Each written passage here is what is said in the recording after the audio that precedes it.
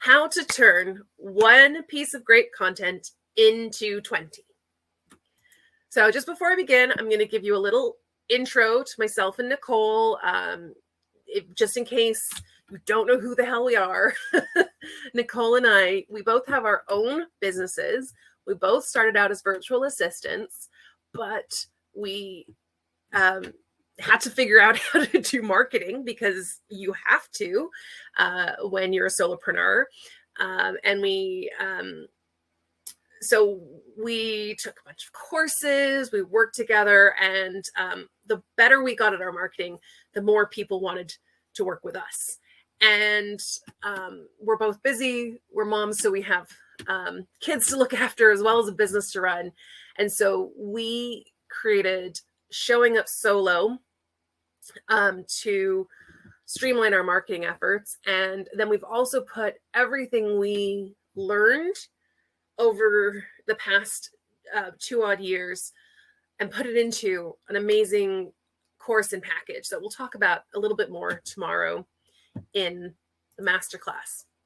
So anyway, yes, I started my business in 2020, and I started it in July 2020, and by October 2020, I already had social media clients, people reaching out saying, I love what you're doing with your Instagram. Can you do it for me too?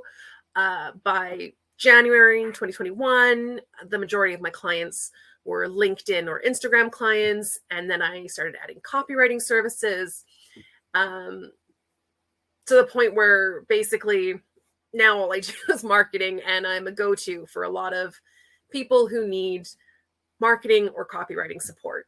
That's email marketing, social media marketing, and then of course, copywriting support. And so what I want to do is I want to save as many aspiring entrepreneurs as much time as possible and help them just skip all the learning curve that I had to go through and get right into marketing their services, getting clients, and getting their business going. Because I've seen way too many solopreneurs, way too many people who started their business at the same time as mine and still haven't quite got off the ground because they've been too scared to do their marketing or too overwhelmed by it. So into the actual training, and I'm going to consciously try to talk slower because I can hear myself rushing. So to recap what you learned yesterday in the day 1 training, Nicole gave you some great places to search for inspiration for creating what we like to refer to as long form content. So videos, podcast episodes, and blogs. Answer the Public is a really great resource to find the questions that people are asking. And this here, I just wanted to show you an example. So this video here is a live that I did answering the question, what is a lead magnet? Because that's a question that people search. So I just went on and I did a live saying, this is what a lead magnet is. And I just explained it. I think it was a 5 or 10 minute video. And then what did I do with it? Well, you can take this video then and turn it into more pieces. This particular video, what I did, this was before we had the podcast. So what I did is I transcribed this video using an online software called Otter.ai. And we will send an email out today to everyone who's joined the challenge with a link to sign up for that if you're interested. But it basically, it transcribes what you've said, and then you can use that to write a blog post. You tidy up the language a bit, pull out some key headers and everything. And so this is the blog post that I created from it. And I actually embedded the Instagram video directly into my blog.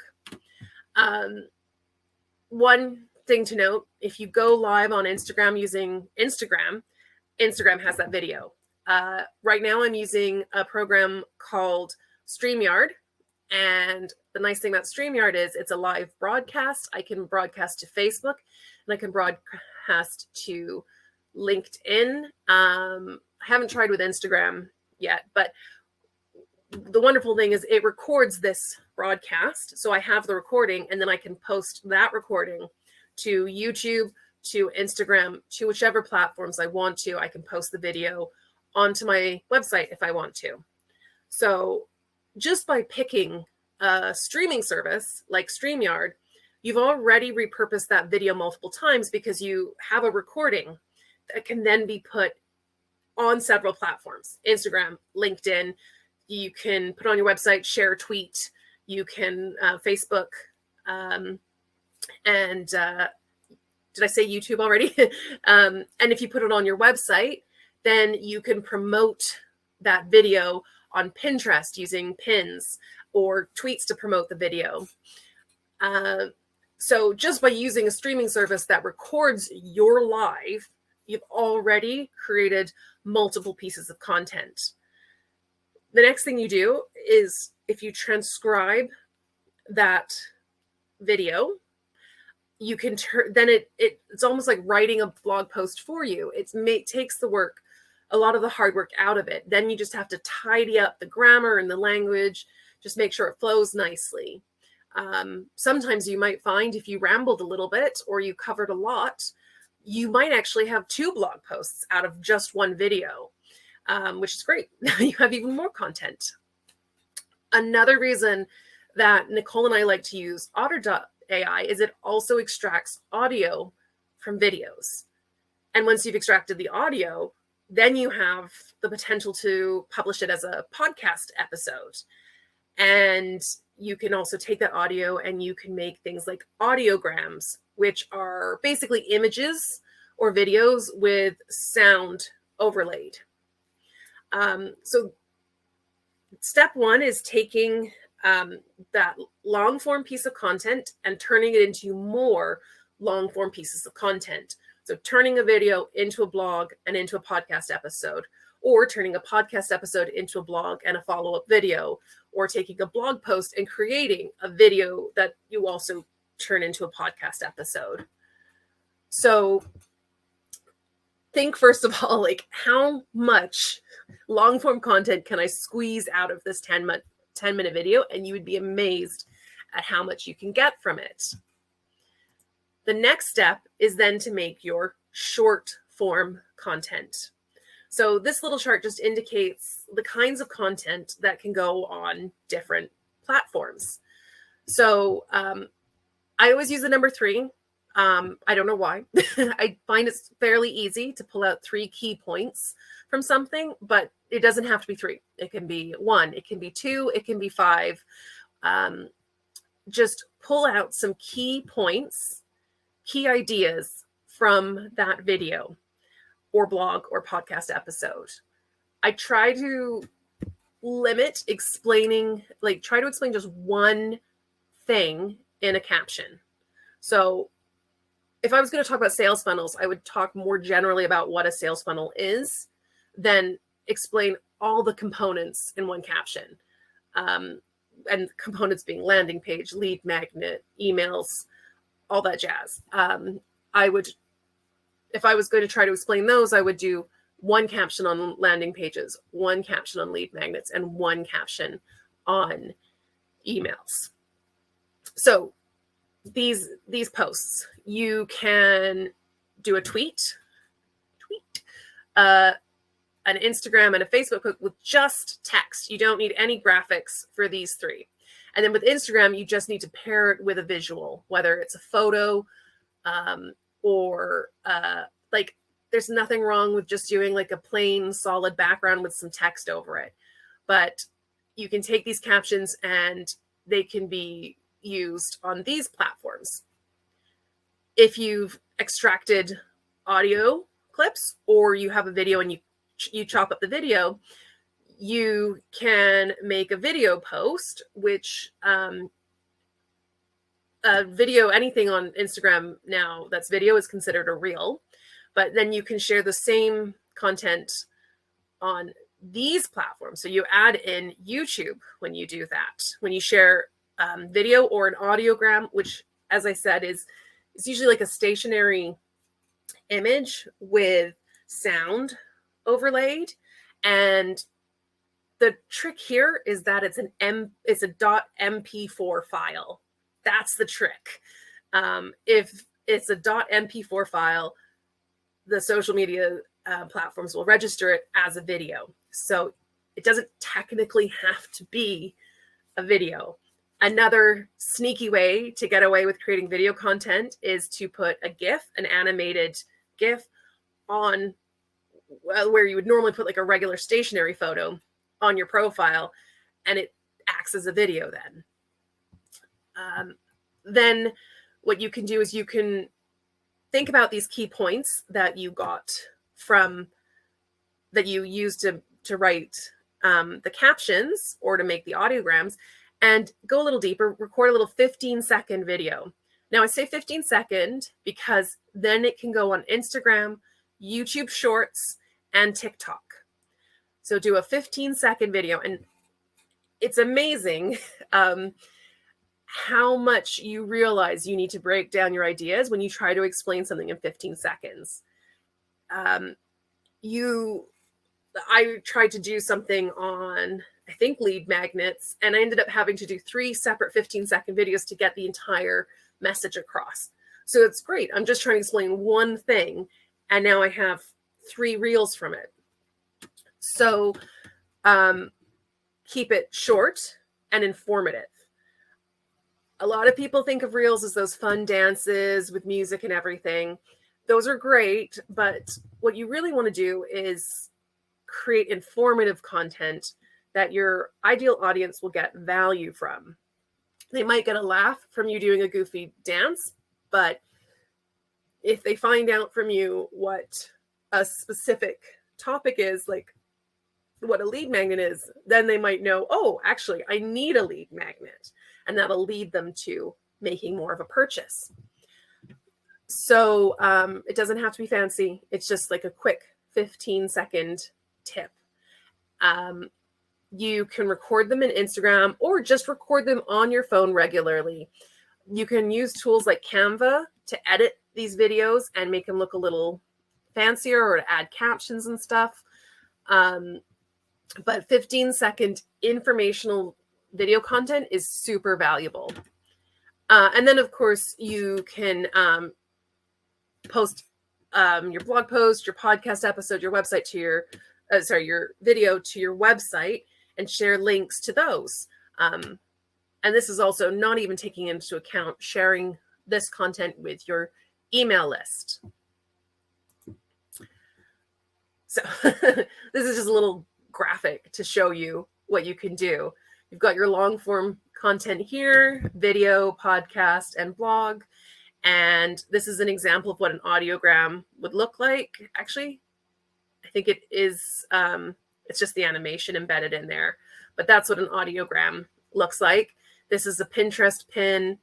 This is just an example of video of doing a reel, an informative reel, and just a regular stationary post.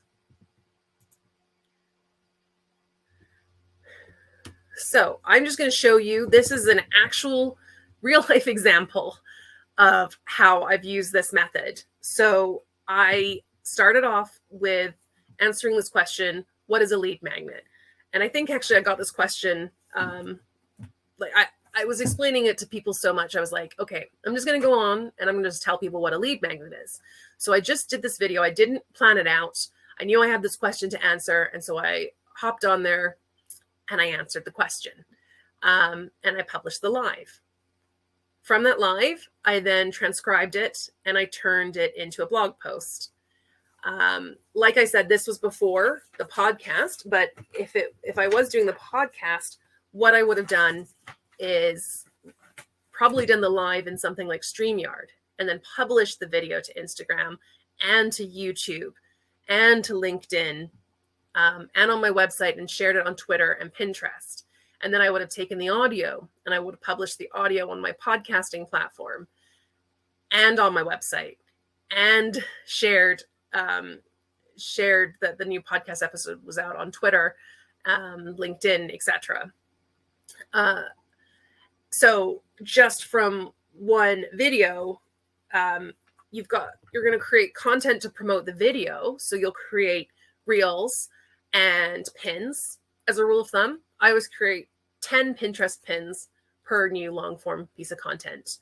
And it's a lot easier than it sounds. I pick a template and I'll do like 2 or 3 versions of the same one, just changing the colors. And I'll use the same caption for all 10 pins.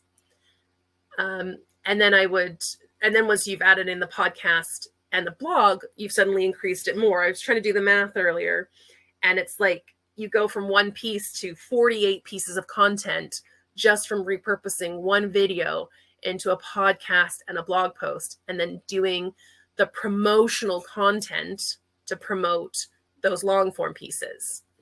And then you can also do reels to promote all of these, either taking a snippet of the original video or creating a fresh one that explains concisely what the definition of a term is. And then these are just examples. Like this is just a post advertising the blog post that had come from this original live. And then I took it even a step further, because as I was writing the blog post from this video, the question I got was, what is a landing page? So I went live again and I explained what a landing page is. And then the whole circle started again. I took that live and I made a blog post, and then I made pins, and I made regular posts, and I made reels. So it keeps going on and on. That's why we call it full circle content, because you can take the content all the way back around to doing another live.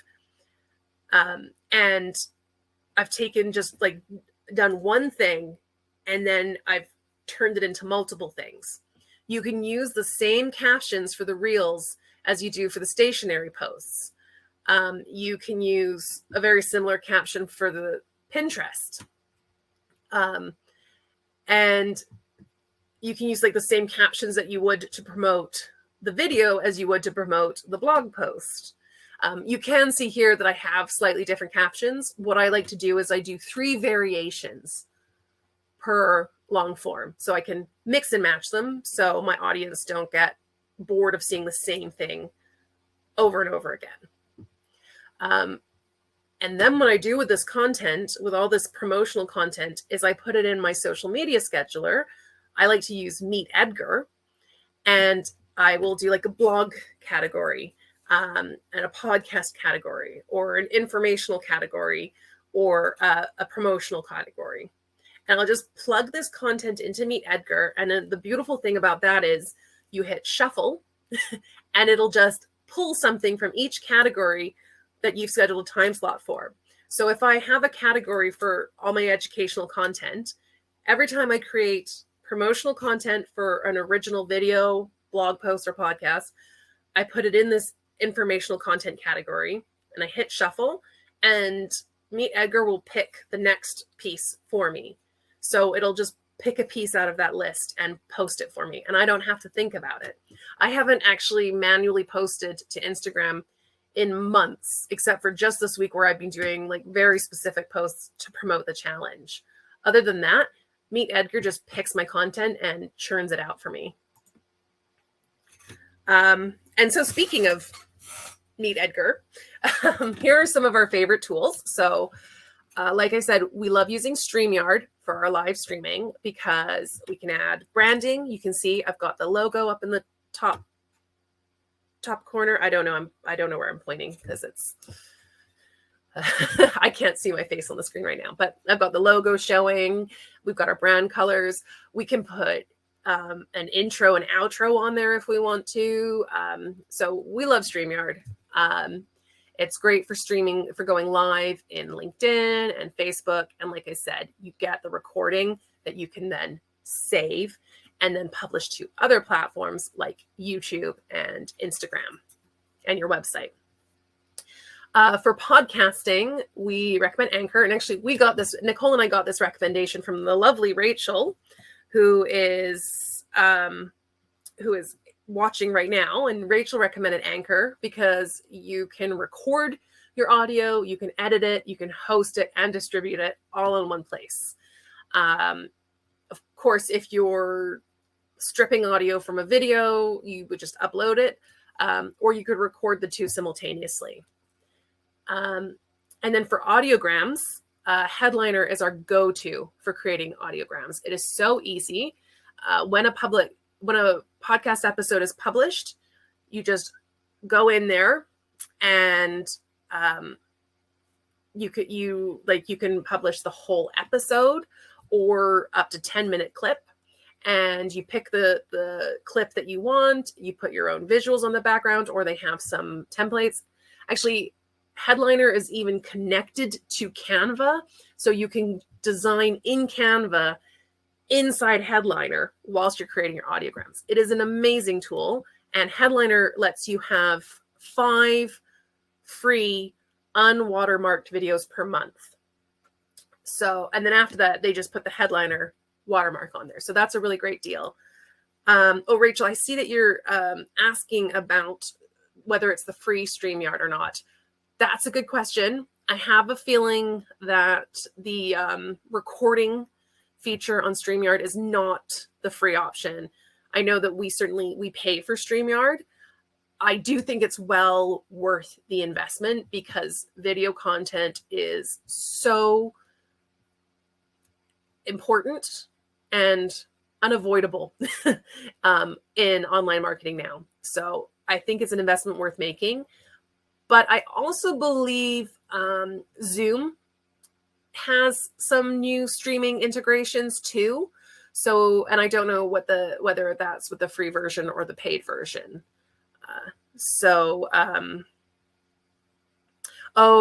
Rachel, when you did your live, you didn't get the recording? Okay, so I think, yes, you want to do, I think you have to get the paid version of StreamYard.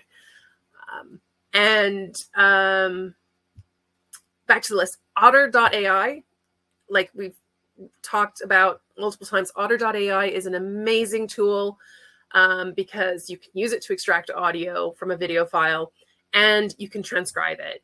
I use Otter.ai whenever I have a call with a client because I'm dyslexic and taking notes during a call is too distracting for me. So I have Otter.ai just recording all the audio while I'm talking. Another thing you can do is if you are recording a video on your computer, have Otter.ai running in the background and it'll record your audio as you're speaking. So it saves you even more time. But Otter.ai is an amazing tool. Highly recommend it. And then Meet Edgar is our preferred social media scheduler at the moment. It is not inexpensive, but it is really great because you can you can just paste a URL into where you would put the captions and hit suggest variations, and it pulls out key points for you that you can then expand upon. So Meet Edgar is really great for that. Plus, I haven't seen many social media schedulers, and I've tried quite a few. I haven't seen many that have that wonderful shuffle feature where you put in a bunch of content, hit shuffle, and it just schedules it for you. Tailwind, another favorite scheduler of mine, has that feature for Pinterest pins. And so I use Tailwind for Pinterest because I can just load in my pins, and I literally have hundreds of pins loaded into Tailwind. I post 10 pins a day, and I just put new content in there and I hit shuffle, and it's just always doing that in the background for me. I don't have to look into it all the time. It just does it kind of on autopilot for me. And Meet Edgar does that for other content. And you can set it for things like videos. You can set it to send you a reminder instead of auto posting. So you'll just get a little notification on your phone saying it's time to post, and the video and the cover design and the caption will all be there ready and waiting for you. So you just have to actually go on your phone and post it.